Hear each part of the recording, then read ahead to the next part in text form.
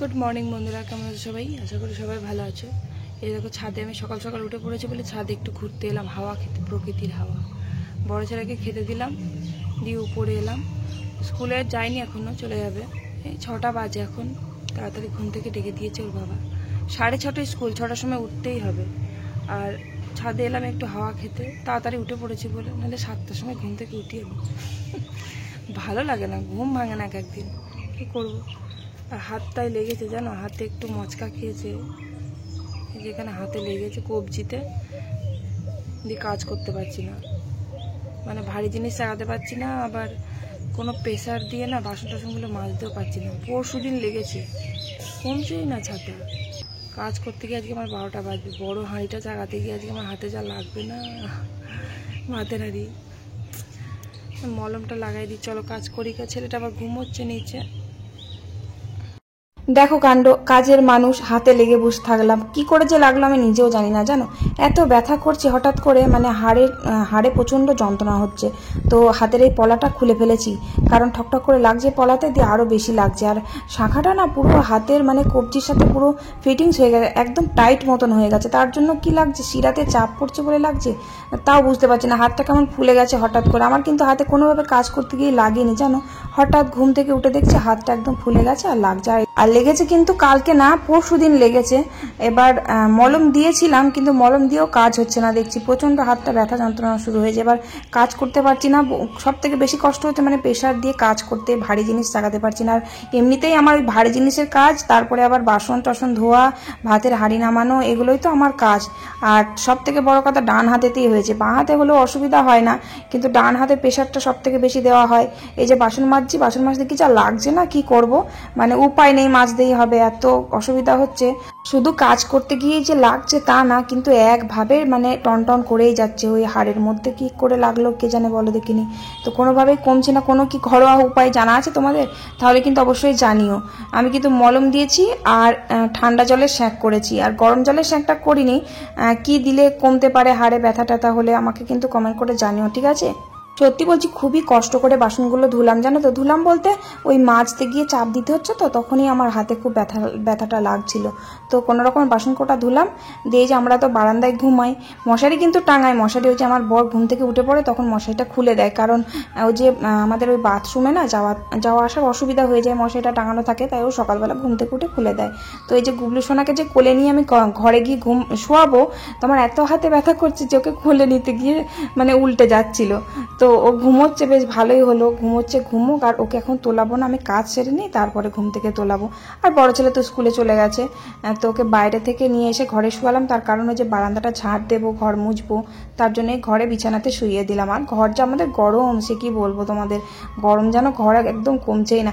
শীতকালে তো জানো ঘর কিন্তু গরম থাকে না, শীতকালে আবার ঘর ঠান্ডা হয়ে যায়। এই ঘরটার মধ্যে যে কি আছে ভগবান জানে। এই শীতকালে এত ঠান্ডা লাগে, দরজা জানলা দেওয়া থাকে, তাও এত শীত করে, ভীষণ ঠান্ডা এই ঘরটা। আবার গরমকালে প্রচন্ড গরম। আর আমার নিচের একটা ঘর হলে কি হবে, গরমকালে ঘরটা ঠান্ডা করতো, আর শীতকালেতে ঘরটা প্রচন্ড গরম হতো। ঘরটা আমার দারুণ লক্ষ্মী ঘর ছিল সত্যি করে। আর কাজও অনেক কম ছিল। দেখো আমার ওখানে নিচে যখন থাকতাম, তখন মায়ের ঘর সহ একদম পুরো ঘরগুলো আমি মুছে ফেলতাম। ঘুম থেকে উঠে আমি কি কাজ করতাম দেখো। ঘুম থেকে যখনই উঠি, মানে খুব ভোরবেলা ঘুম থেকে উঠতাম না, মা ভোরবেলা ঘুম থেকে উঠতো, উঠে উঠোন ঝাড় দিত, তারপরে বাসন ধুতো, তারপরে ওই দোকানে সে ছোঁচ দেওয়া বলে না, নিকিয়ে, তারপরে গোবর দিয়ে নিকোতো আর কি। তখন আমাদের গরু ছিল, তো তারপরে আবার মা গোয়াল কাটতো, গরু বাইরে বার করতো, আবার মা ঘুঁটে দিত। তো আমি ঘুম থেকে উঠে ওই বাসনগুলো মাকে বার করে দিতাম, তারপরে আমি ঘরটা ঝাড় দিয়ে জাস্ট মুছতাম।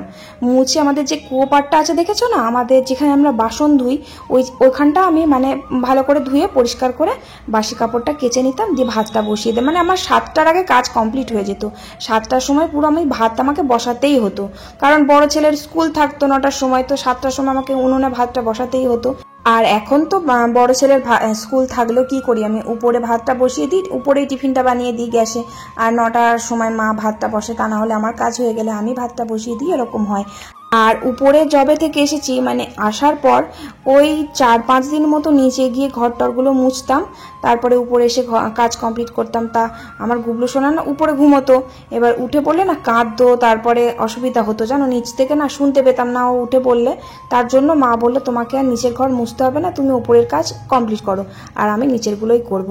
তো মা দেখো মায়ের কত কাজ করতে হয়, ঘুম থেকে উঠে উঠোন ঝাড় দেয়, তারপরে আমাদের দোকানের সামনেটা ঝাড় দেয়, তারপরে মন্দিরটাকে ধোই, তারপরে বাসন থাকে মায়ের নিচে বাসন ধোই। আবার মা দেখো 4টে ঘর বারান্দা এগুলো ঝাঁট দিয়ে মোছে। আবার কুয়োতলাটা মানে যেখানে আমি আগে ধুতাম ওই কুয়োতলাটাও কিন্তু মাই পরিষ্কার করে। তারপরে মায়ের কাচাকুচি থাকলে মা কাচাকুচি করে দিয়ে তারপরে চান করে। আর আমার নিচের একটাই ঘর ছিল তো আমার খুব অসুবিধা হতো, কারণ দিনের পর দিন তো জামা কাপড় জিনিসপত্র বেড়েই যায়, কমে তো আর না, তো রাখার খুব অসুবিধা হতো। ওই ঘরেতেই সব কিছু, ওই ঘরেতেই সমস্ত খাওয়া দাওয়া সব কিছু, খুবই অসুবিধা হতো। তার জন্যই মানে তাড়াহুড়ো করে উপরে চলে আসা। উপরে আসলে কি হবে, প্রচণ্ড ঘর আমাকে পরিষ্কার করতে হয়, আর আমার তো রোজই ঘর মুছতে হয়, যা নোংরা হয় মানে দেখে না থাকা যায় না, ঘর প্রত্যেকদিন মুছতেই হবে, কিছু করার নেই। তো ওই যে একটা লাঠি, ওই যে বললাম না মপগুলো অর্ডার দিয়েছি, ওটা নিয়ে নেব। ঘর মোছাটা তাহলে একটু মানে খাটনিটা কম হবে, কারণ বসে বসে ঘর মুছতে বড্ড কষ্ট হচ্ছে, আর ভবিষ্যতে পরে আমার কোমরে 12টা বেজে যাবে। এমনি যা হচ্ছে দেখো, আমার আহামরি খুব বেশি বয়স না, দেখো আমার বয়সটা আমি তোমাদের বলে দিচ্ছি, আমার বয়স কিন্তু 27। তো আমার এই বয়সেই কিন্তু কোমরের মানে সমস্যা ধরে গেছে, কারণ ধরো আমার দুটো ছেলেই সিজার হয়েছে, দুটো অপারেশন হয়েছে। তো বেশি কাজ করলে না আমার কোমরে প্রচণ্ড যন্ত্রণা হয়, কোমরে হয়, আবার পেটের যে সেলাই আছে না ওই সেলাইয়ে ভীষণ যন্ত্রণা হয়, আবার মাঝে সাঝে না পেটের ডান দিকটাতেও যন্ত্রণা হয় মাঝে মাঝে। তো ওই খাটাখাটনিটা করলেই আমার বেশি হয়। তো আমার শাশুড়ি মা যেমন এখন কাজ করতে পারছে এই বয়সকালে, আমি কিন্তু মায়ের মতন ওরকম বয়স হয়ে গেলে কাজ করতে পারবো না, কারণ এই বয়সে আমার শরীর কাহিল হয়ে যায় কাজ করতে করতে। তারপরে ধরো সারাদিনে যে কতবার সিঁড়ি দিয়ে ওঠানামা করতে হয় সে অগুন্তি বলার মতো না, মানে অপ্রয়োজনীয় যখন কিছু দরকার থাকে তখনও সেই আসতে হয়, আবার ভুলে যাই কোনো জিনিস নিয়ে যেতে, আবার নিয়ে আসতে ভুলে যাই, তো বারবার আমায় মানে প্রয়োজনের থেকে বেশি আমাকে ওঠানামা করতে হয় সিঁড়ি থেকে, তার জন্য আরও বেশি কষ্ট হয়। ওখানেই আমার মানে এনার্জি খতম হয়ে যায় এই সিঁড়ি দিয়ে ওঠানামা করতে করতে। কি করবো বলো তো, কিছু করারও নেই। আর আজকে মাছ টাছ কিছু রান্না করব না, আজকে দেখো আলু পোস্ত আর আমাদের গাছের পুঁই শাক ছিল, ওই পুঁই শাক তুলে নিয়ে এসে রান্না করলাম। বেশি আনাজও ছিল না জানো, ওই মূলো এনেছিল জেঠু, ওই মূলোটা দিলাম, আর পটল আর একটু আলু দিয়েছি ব্যাস। আর বেগুনও ছিল না, আমাদের গাছ আছে মেলা কিন্তু একটাও বেগুন হয়নি, বেগুন হয়েছিল সব খাওয়া হয়ে গেছে। তারপর এখন যা বেগুন আছে দেখলাম ছোট ছোট, তাই আর তুললাম না, ওই আলু পোস্তই করলাম। আমার আবার শুধু আলু পোস্ত ভালো লাগে না জানো, নাই ডাঁটা নয়তো ঝিঙে থাকলে ভালো হয়। তো আমার বড়মশাইকে ঝিঙে নিতে বলেছিলাম, সবজিওয়ালা এসেছিল ভুলে গেছে নিতে। আর এই যে দেখো পোস্ত দিয়ে টক ডাল খেতে ভালো লাগে তাই টক ডাল করলাম, আর পোস্ত দিয়ে কিন্তু কলাইয়ের ডাল বেশি ভালো লাগে। দেখো 2 রকমের ডাল আর ভালো লাগছে না করতে, আর প্রচণ্ড গরম, দেখো পোস্ত করলাম আর ওই পুঁই শাকটা করলাম। আর পোস্ত আর পুঁই শাক এই দুটোই কিন্তু জেঠু খায় না, তার জন্য গোল গোল করে আলুগুলো ভাজলাম। রোজই বলে গোল গোল করে আলুগুলো ভাজতে পারো না, দেখো মাঝে সাঝে কিন্তু আলুগুলো ভাজি, এখনো কিন্তু শেষ হয়নি ওই ছোট আলুগুলো, আরও মানে কুচো আলুগুলো বেশি আছে, মানে সাইজের যেগুলো বড় বড় সেগুলোই খেয়ে ফেলেছি, শুধু ছোট ছোটগুলো আছে খুবই ছোট দানা, তো ওগুলো রোজই ভাজা হয় না, ওই মাঝে সাঝে ভাজি। আর এই যে দেখো বৃষ্টি শুরু হয়ে গেছে, বৃষ্টি দেখে মনটা যেন ভরে যাচ্ছে একদম, মানে অনেক দিন পর এই সিপসিপানি একটু বৃষ্টি হচ্ছে, মানে মাটিই ভেজেনি। দেখো আমার গুবলু সোনা ছাতা নিয়ে দাঁড়িয়ে আছে, কিছুতেই আসবে না, ওই ছাতাটা বাবার দোকান থেকে নিয়ে এসেছে, দিয়ে কিছুতেই উঠতে চাইছে না।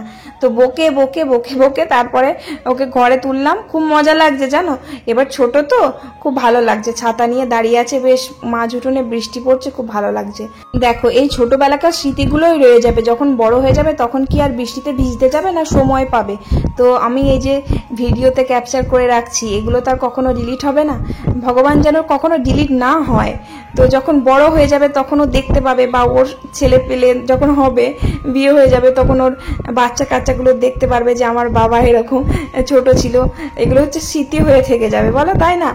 মানে ছোটবেলাকার স্মৃতি থেকে থেকে তো ছেলে আমার কত বড় হয়ে গেল। দেখো আমার যখন ভিড চ্যানেল খুলেছি তখন আমার ছেলে কত ছোট, তখন 6 মাসের ছেলে, কোলে নিয়ে আমি ভিডিও স্টার্ট করেছিলাম। তো কত দেখো দেখতে দেখতে আমার ছেলে পুরো বড় হয়ে গেল, 2 বছর হতে চললো, আশ্বিন মাস আসলে 2 বছর হবে।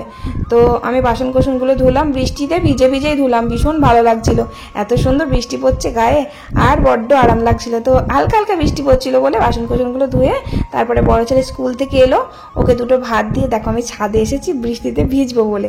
আর তোমাদের দাদা ভাই যা বকা দিল, বলছে বৃষ্টিতে ভিজবা মানে ঠান্ডা লাগবে, এখন একদম ভিজবে না। আমি বললাম একটুখানি ভিজি অন্তত।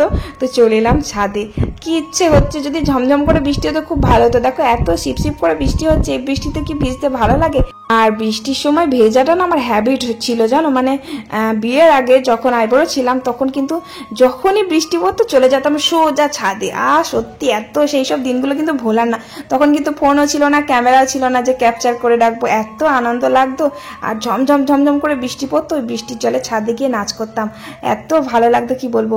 আর আমি যে কালকে বৃষ্টি ভেজার একটা মানে ভিডিও আপলোড করেছি, তো একজন কমেন্ট করেছে যে আমরা খেটে খাই, আমার বৃষ্টিতে ভেজার সময় নেই।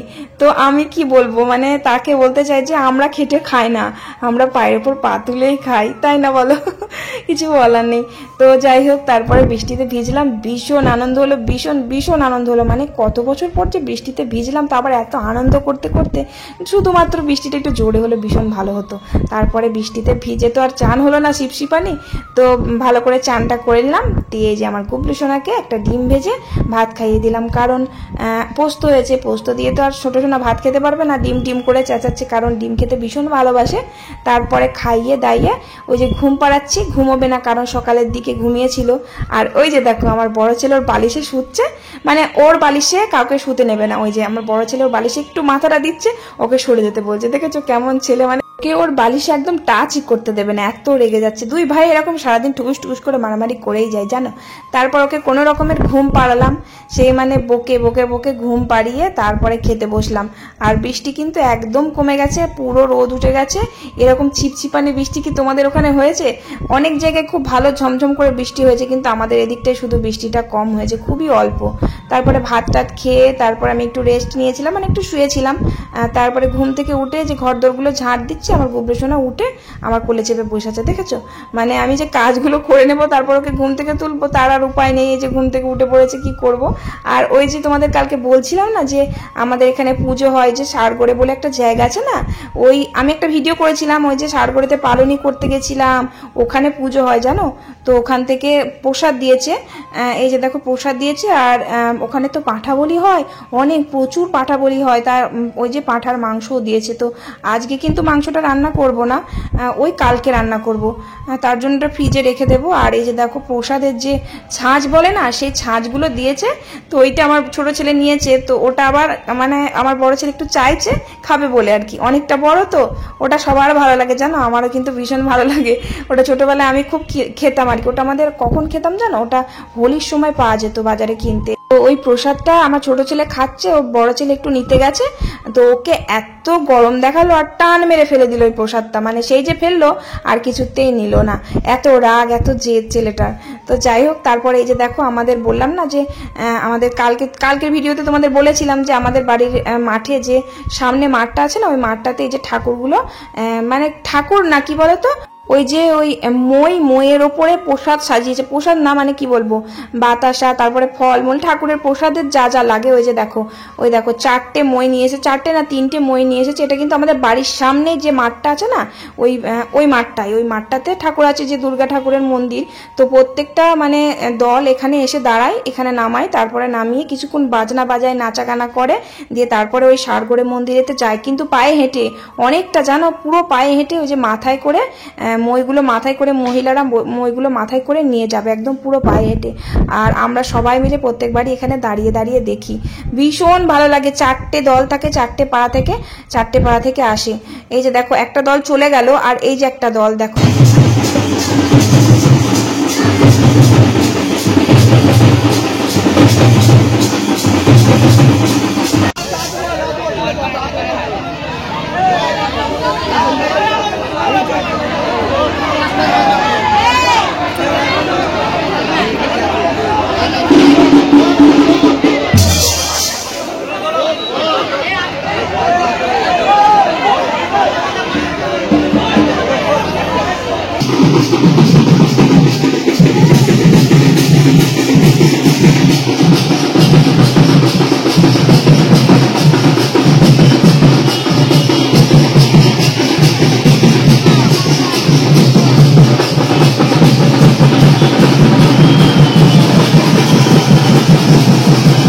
মানে একটার পর একটা দল দেখছো, এই দলগুলো সব এক জায়গাতেই জোট হয়ে গেছে, মানে একসাথেই চলে এসেছে। ওইদিকে একটা মই দেখছো, ওইদিকে ওই মই দুটো, ওটা আলাদা দল। আর কলা গাছ দিয়ে বাঁধানো যে মইটা, ওটাও আলাদা দল। আর এই যে দেখছো ভেড়া, ওটা কিন্তু বলি হবে, ওটাও নিয়ে যাচ্ছে। তো তারপরে আমি ওখান থেকে ঘুরে এসে এই যে ঘরে এলাম। আজকে আমরা এক জায়গায় মেলা দেখতে যাব। ওই যে কদম গাছ শুনেছো, ওই বাজি ফোড়ায় কদম গাছ, ওখানেই যাব দেখতে। আমাদের এই বাড়ির কাছে স্টেশনের ধারেই হয়। তো আমার শাশুড়ি মা সন্ধ্যেটা দিয়ে দিল, আর আমার গুবলু শোনার জন্য আমি একটু সুজি বানিয়ে নিলাম, কারণ ওকে নিয়ে যাব যদি আসতে রাত হয়ে যায়, তার জন্য ওকে একটু ভারী করে খাবারটা খাইয়ে দিচ্ছি। আর আমার বরের সাথেই যাব, আমার বরমশাই, আমার বড় ছেলে এখন পড়ছে, ওর পড়তে পড়তে প্রায় 8টা বেজে যাবে। আর কদম গাছ তো ওই কি বলতো 4টে কদম গাছ হয়, একদম উঁচু উঁচু, কি সুন্দর বারুদ পোড়ানো। ওটা আমাদের ওখানে চড়কের সময় হয়, আমার বাপের বাড়ির ওখানে, আর এখানেও চড়কের সময় হয়, আর এই সময়তেই হয়।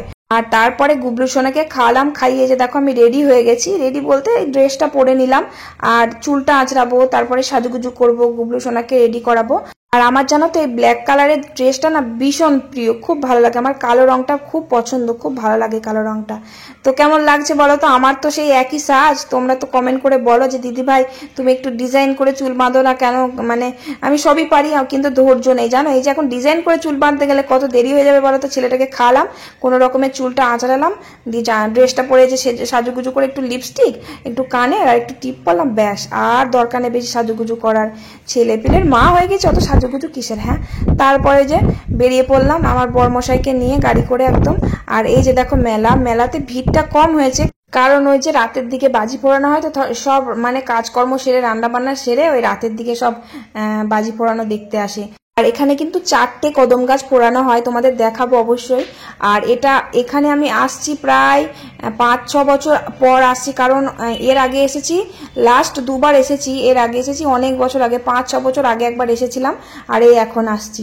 আর আমার গুবলু সোনার জন্য একটা টুপি নিলাম, কারণ ওই যে খিচুড়ি আনতে যায় তো মায়ের সাথে, তখন রোদটা মাথায় লাগে, টুপি ছিল না একটা, তাই যে গুবলু সোনার ছোট্ট দেখে একটা টুপি নিলাম। আমার বড় ছেলেকে তো নিতে বললাম, ও আবার টুপি নেবে না, ওর পছন্দ নয় টুপি।